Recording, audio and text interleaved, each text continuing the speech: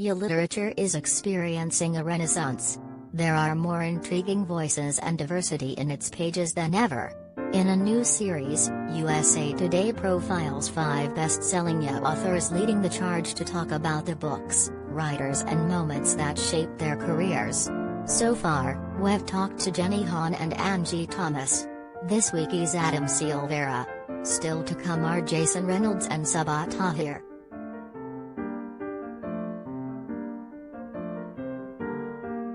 Adam Silvera's first love is writing. Long before he learned to cherish reading, Silvera was writing his own stories. At 11, he was writing self-insert fiction by making himself a character in popular superhero stories. In high school, he had to take summer school 3 years in a row because he was so consumed with storytelling, he says.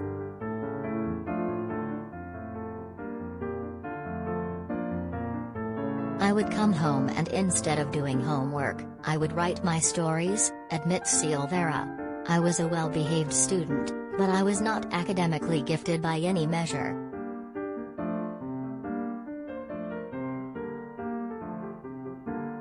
So what book eventually sparked a love of reading for Silvera, best-selling author of They Both Die at the End? Like many of his generation, he devoured the Harry Potter and the Hunger Games series. But his true watershed moment came while reading the Mortal Instruments series by Cassandra Clare at the age of 19. As a gay Latino from New York City's South Bronx, it was the first time that I got exposed to a gay character in a fantasy novel or even in any book period. I didn't even realize that we could write queer characters into books, Silvera says.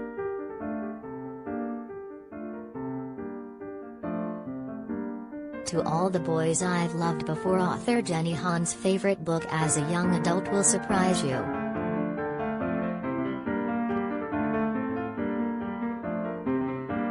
I was so mesmerized by this queer love story playing out between this gay demon hunter and bisexual warlock, said Silvera. It's like this, when we talk about representation, making an impact, this is that feeling. Like strings of connection that are built between a reader and a character.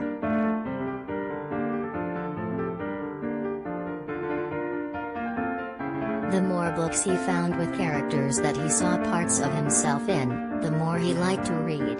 Silvera says Aristotle and Dante discover the secrets of the universe. Benjamin O'Leary's Sain's coming-of-age novel was the first book about queer Latinos he read.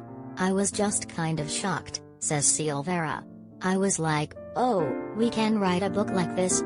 That book was such a gift to me.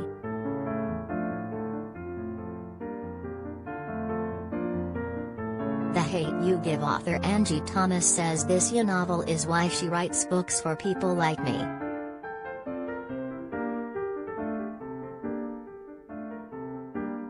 TV shows and video games also helped Silvera hone his storytelling and led him to become involved in writing fan fiction online. He loved shows such as Charmed, Supernatural and X-Men, and says video games don't get the credit they deserve in regards to narrative building. Fable was my favorite fantasy game because the player got to decide if they were going to be the hero or villain or someone walking that middle line. I loved observing the benefits and consequences of my choices and watching how it changed the story for better or worse.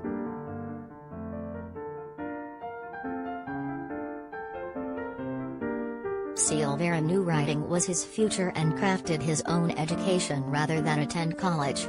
He worked as a bookseller for Barnes & Noble and later at New York City's Books of Wonder. He attended the Gotham Writers' Workshop.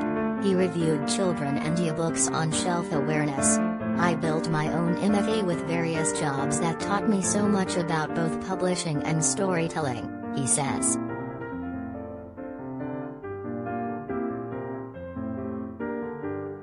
"50 Black Authors You Should Read," from Angie Thomas to Walter Dean Myers.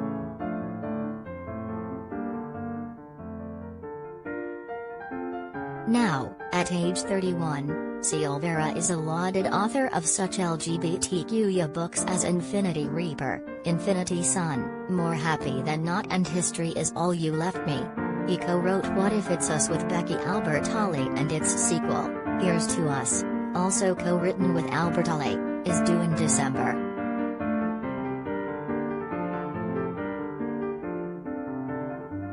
But it's 2017's They Both Die at the End, that is his and his readers' favorite. The novel follows Mateo Torres and Rufus Immaterial, who become friends and form a strong bond on the day that they meet, which is also the day they die. The novel recently became a mainstay on the USA Today bestsellers list thanks to fans who began posting positive responses about the book on TikTok.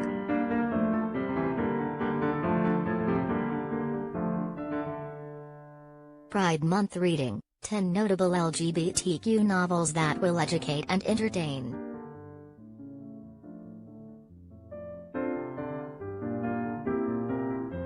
I think, especially with everything that we've encountered in the pandemic, We Both Die at the End has kind of given people a chance to take a step back and see what they value most in life and how they can make the most out of each of their days and not take things for granted anymore.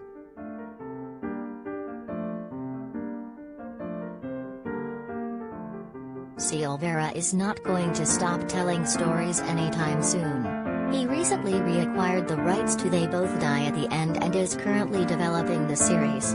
He is also developing his first novel, More Happy Than Not, into a series with HBO Max, according to Deadline. And he will, of course, be writing. He plans on finishing the final installment in his Infinity Cycle trilogy as well as getting started on some new books.